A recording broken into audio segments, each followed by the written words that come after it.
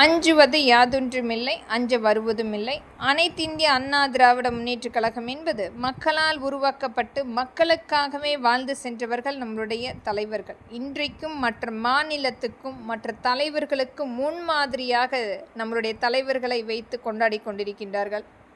மாநில உரிமை சட்டம் கண்டிப்பாக ஒவ்வொரு மாநிலத்தில் உள்ள அனைத்து கட்சிகளுமே ஒற்றுமையாக செயல்படக்கூடிய சூழ்நிலை இது.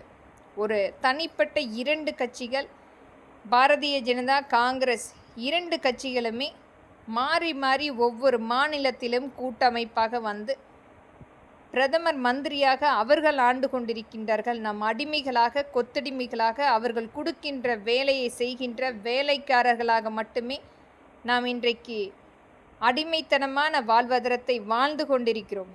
மாநிலத்தில் உள்ள பெண்களுடைய மானத்தை கூட விலை பேசுகின்ற பாரதிய ஜனதாவினுடைய ஆட்சி அமைப்பு நமக்கு தேவையா என்பதை ஒவ்வொரு கட்சியும் நிர்ணயம் செய்து மாநிலத்தில் அனைத்து கட்சிகளுமே போட்டியிடக்கூடிய சூழ்நிலை மட்டுமே அன்றைக்கு ஒரு போட்டியாக கருத வேண்டும்.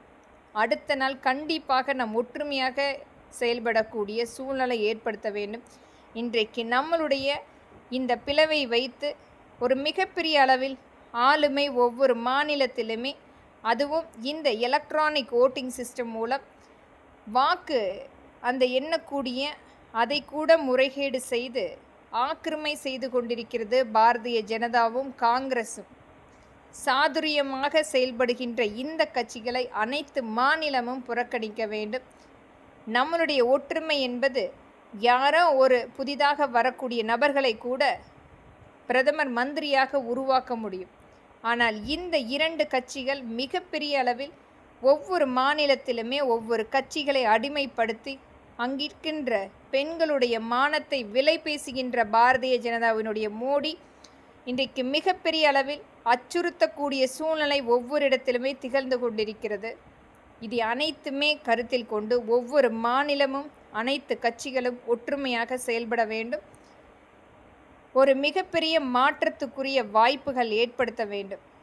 ஒரு போட்டியிடக்கூடிய சூழ்நிலை ஏற்பட்டாலும் ஒரு கூட்டமைப்பாக மாநிலத்துக்குள் கூட்டமைப்பாக செயல்பட்டு ஒற்றுமையாக செயல்பட்டால் எந்த ஒரு மாநிலத்திலாவது புதிதாக வரக்கூடிய நபர் கூட பிரதமர் மந்திரியாக ஆக முடியும்.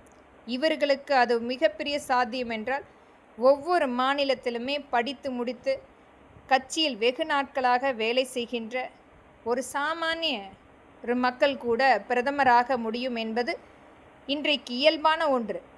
ஒரு சாதாரண டீ கிளாஸ் கழுவிய ஒரு பிரதமர் மந்திரியாக இன்றைக்கு வரக்கூடிய நபர் இருக்கும் பொழுது எத்தனையோ பட்ட படிப்புகளை படித்து இன்றைக்கு மக்களுக்காக எண்ணற்ற வருடங்களாக உழைத்து கொண்டிருக்கும் எத்தனையோ முகம் தெரியாத கட்சிகளுடைய தொண்டர்கள் கண்டிப்பாக வர முடியும்.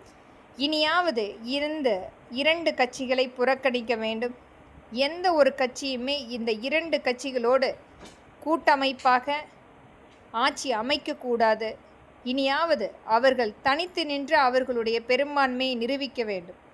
ஒவ்வொரு இடத்திலுமே மக்களை ஏமாற்றி முறைகேடு செய்து அந்த வாக்கு எண்ணக்கூடிய இயந்திரத்தை முறைகேடான ஒரு வழியில் இவர்கள் மக்களை மட்டுமல்ல ஒவ்வொரு கட்சிகளையும் ஏமாற்றி மம்தா போன்றவர்களை இன்றைக்கு மிகப்பெரிய அளவில் புறக்கணித்து ஒரு நகைச்சுவையாக எண்ணி நகையிடக்கூடிய சூழலை நாம் பார்த்து கொண்டிருக்கிறோம். ஒரு மாநிலத்தில் ஒரு கட்சிகள் இது மாதிரியான நிகழ்வுகள் நடக்கும்போது மற்ற மாநிலத்தில் இருக்கக்கூடியவர்கள் ஆதரவாக நின்று செயல்படுத்த வேண்டும். ஆனால் இன்றைக்கு நம்மளுடைய சுயநலத்துக்காக நாம் தனித்து நின்று கொண்டிருக்கிறோம். அதுவே அவர்களுக்கு சாதகமாக பயன்படுத்தி நம்மை மீண்டும் மீண்டும் இந்த பிரதமர் மந்திரியாக வெகு நாட்களாக நம்முடைய இந்தியாவை ஆக்கிரமை செய்து கொண்டு அதிகபட்சமான வரியை மக்களிடத்தில் எடுத்து கொண்டிருக்கின்றார்.